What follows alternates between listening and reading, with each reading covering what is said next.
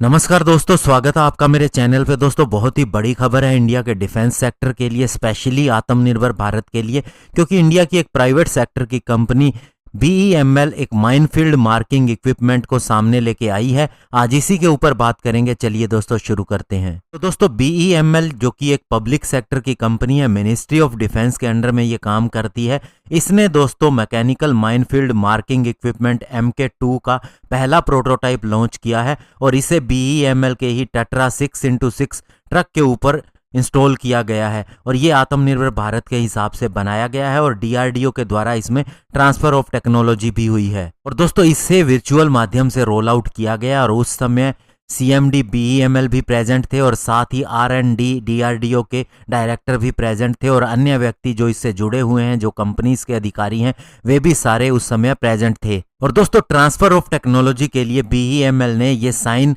2020 के def expo के दौरान में किया था और उसके बाद से ही BEML कई MSME के साथ में मिलकर इस प्रोजेक्ट के ऊपर काम करती आ रही है। और दोस्तों, इस इक्विपमेंट के आने से सबसे बड़ा फायदा इंडियन आर्मी को होने वाला है, क्योंकि दोस्तों इससे बहुत ही फास्टर रेट पे हम माइंस को ढूंढ सकते हैं और साथ ही ये सेमी ऑटोमेटिकली काम करता है। इसमें बहुत ही कम ह्यूमन इंटरवेंशन की जरूरत होती है। और दोस्तों, ये हमारा mechanical minefield marking equipment MK2 की अगर खासियत की बात करें तो ये पंजाब जैसे प्लेन्स के अंदर भी ऑपरेट कर सकता है और सेमी डेजर्ट एरिया या डेजर्ट एरिया जो राजस्थान के अंदर है वहां भी काम कर सकता है। और सबसे बड़ी बात, हर तरह की वेदर कंडीशन में ये काम कर सकता है और ये 500 की संख्या के अंदर पिकेट्स को स्टोर कर सकता है। और साथ ही पॉलीप्रोपाइलिन रोप की बात करें तो 15 किलोमीटर तक की लंबाई वाली ये रोप को रख सकता है। और इस इक्विपमेंट के अंदर जो सब सिस्टम ऐड किए गए हैं, इंटीग्रेट किए गए हैं, वे है इसका कैरियर व्हीकल मैकेनिकल सब सिस्टम, न्यूमेटिक सब सिस्टम,